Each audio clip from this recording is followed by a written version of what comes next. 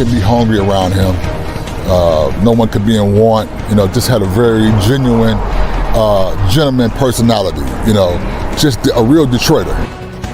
And right now, that's how friends are remembering Detroit restaurant owner Michael Brown, better known as Mike B. He was killed in a triple shooting outside a West Side bar over the weekend. In the span of just 2 weeks, Detroit lost two of its most visible, most beloved, most community-rooted business figures. Two men who had built their names from nothing. Two men whose deaths have left the city in mourning. And right now, there are no arrests, no suspects, no answers.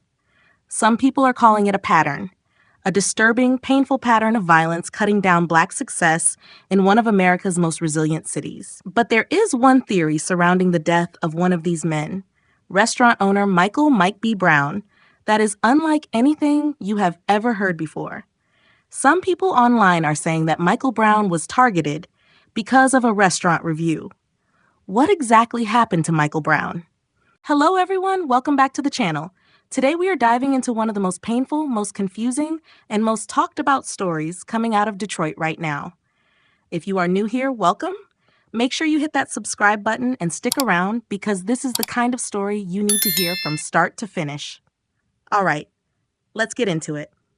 I can tell you that I did speak with a few people, but there were messages upon messages online pouring out of love and memories and thank yous of Michael Brown, who owns Sloppy Chops behind me. Again, the message of his death rocking the community all throughout Detroit. Let's take a good look at him because he is beloved and missed by so many. This is Michael Brown, also known as Mike B. That's what many people called him, both in his restaurants and outside the restaurants. He was known for Sloppy Chops and Sloppy Crab. Those were his establishments, his places, and many say that the food was good, but it was his heart. That's what stood out the most. Detroit police say 3 people were shot at 4:30 in the morning on Saturday on Pilgrim Street and Schaefer Highway. Mike B, again, as many people called him, died of his injuries. Messages, as I said, have been pouring in since it all happened, saying he was a great father, great husband, and overall mountain of a man. Now, before we get into that, let's talk about who this man really was.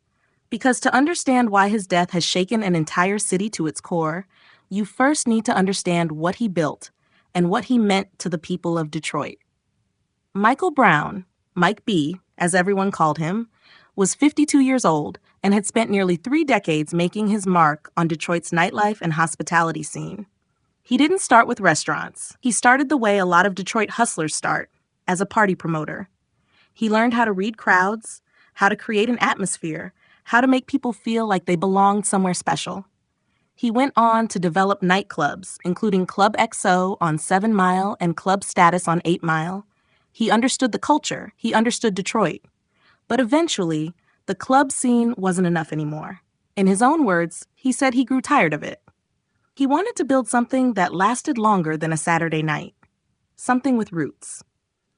So in 2020, right at the onset of the COVID-19 pandemic, when most people were shutting things down, Mike B did the opposite. He opened Sloppy Chops on West McNichols Road, just off the Lodge Freeway in Northwest Detroit. It was a high-end steakhouse featuring premium ribeye and tomahawk cuts, but it was the $2 lamb chop specials that became legendary. In Detroit, lamb chops are more than food. They are culture. And Sloppy Chops quickly became the place you went to feel like you were at a downtown restaurant without leaving your neighborhood.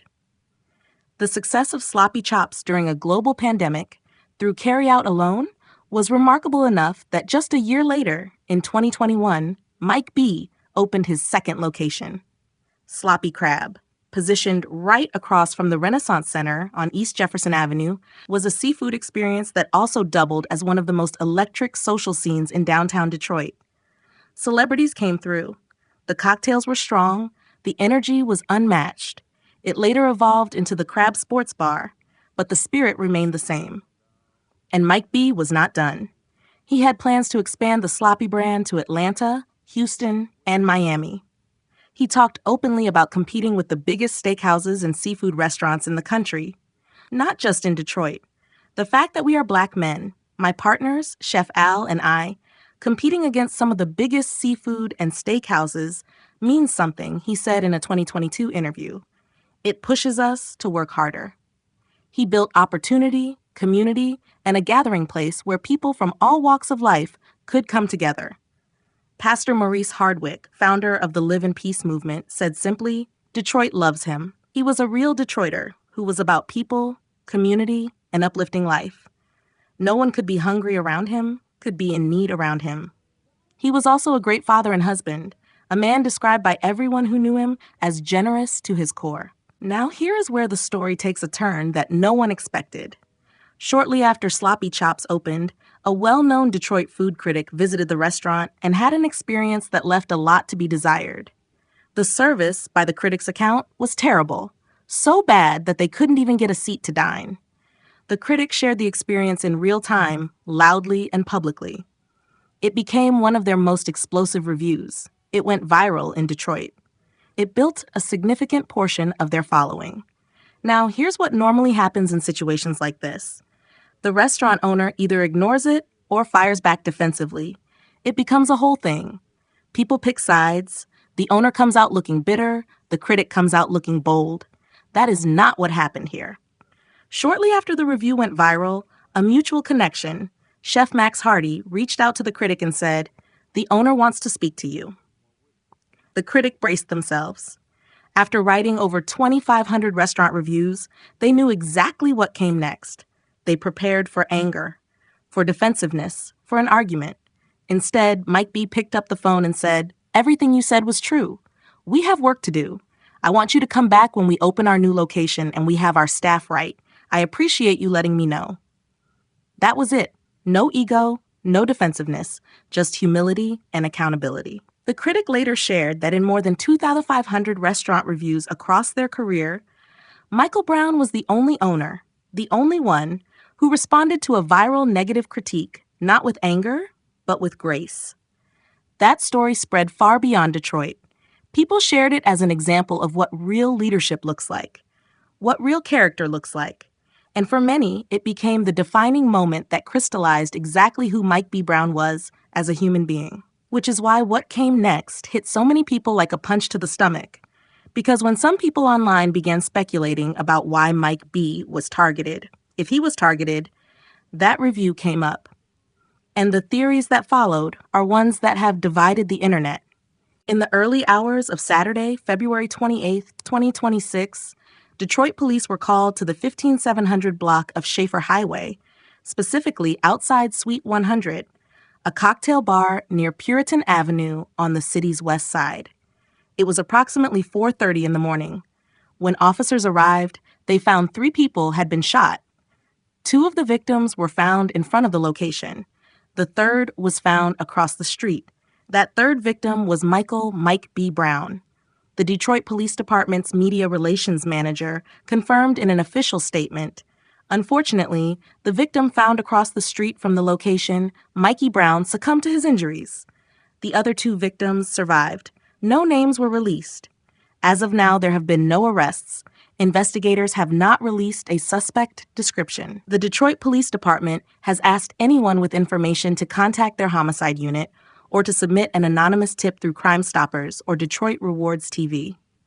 That is where the official information ends. And that silence, that complete absence of answers, is part of what has made this case so painful for the people of Detroit and so compelling for the rest of the world watching from the outside. Now let's talk about what people are actually saying. Because since the news broke, several distinct theories have emerged, and they do not all point in the same direction. Theory 1: this was random violence.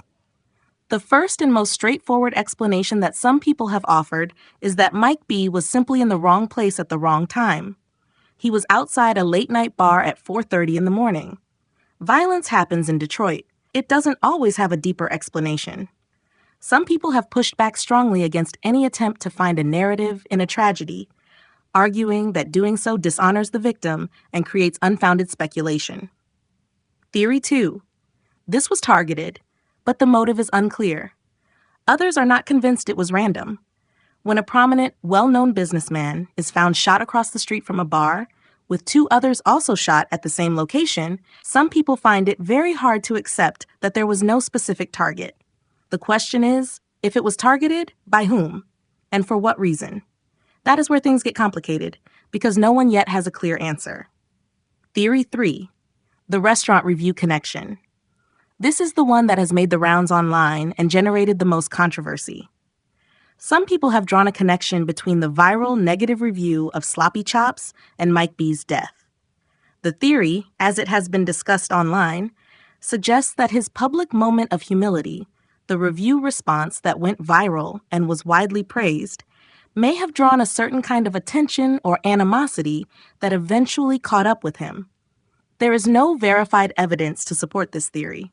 Law enforcement has not made any such connection publicly, but the fact that it is being discussed at all says something about how desperate people are to make sense of the loss of a man who, by every account, did not deserve what happened to him. Theory 4. A pattern of violence targeting visible Black business owners. The fourth and perhaps most painful conversation happening right now is the broader one, the one that goes beyond Mike B. individually and looks at the bigger picture. In the space of 1 week, Detroit lost 2 prominent Black business figures. And there's an even darker layer to the D. Hasty story. The original owner of Hutch's Jewelry, Dan Hutch Hutchinson, was himself killed in a murder-for-hire plot back in 2022. D. Hasty had stepped up to keep that store alive after that tragedy, and now he too is gone. People in Detroit's community are asking a very uncomfortable question. Why does this keep happening to the people who are building something? To the people who are investing in the neighborhoods, employing local people, creating spaces where the community can thrive. Comedian and former radio personality Foolish put it plainly on social media. Black Wall Street was all we talked about. We lost a real one. Here is what makes this story so difficult to sit with. It is not just that Michael Brown is gone. It is the silence that has followed. Days after the shooting, there were still no arrests, no suspects identified, no description released to the public. For a shooting that happened outside a bar on a public street at 4:30 in the morning, where 3 people were shot, the lack of information coming from investigators has frustrated and alarmed the community. People are calling on anyone who knows anything to come forward. The Detroit Police Department has made public appeals for tips, but so far, the case remains open and unsolved. There is also a secondary debate that has emerged in the aftermath, one about the late-night and after-hours bar culture in Detroit. The fact that the shooting happened outside a cocktail bar at 4:30 in the morning has reignited calls from some corners for stricter rules on when these establishments can operate. Some argue that venues serving alcohol into the early morning hours create environments where dangerous situations are more likely to occur. But others, particularly people in Detroit's Black entertainment and hospitality community, have pushed back hard against that framing. They argue that after-hours venues are a cornerstone of Black nightlife culture, and that cracking down on them would harm the very community that Mike B. spent his career serving.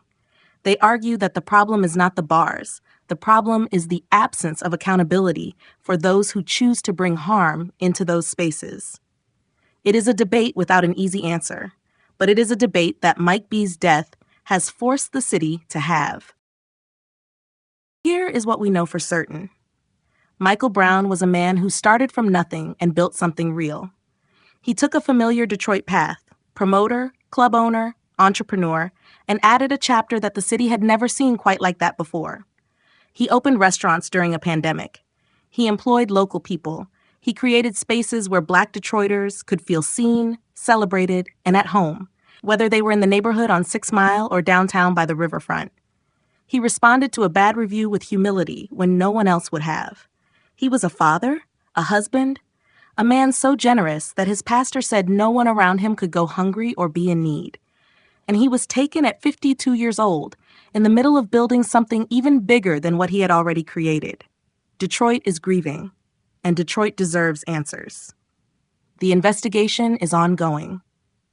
The case is unsolved, and the conversation about why this city keeps losing its best, its builders, its visionaries, the people doing the quiet daily work of making Detroit stronger, that conversation is not going away. So I want to ask you listening this right now, what do you think happened to Michael Brown? Do you believe this was random? Do you think there was a motive? And if you are a Detroiter watching this, what does this loss mean to you? Drop your thoughts in the comments below.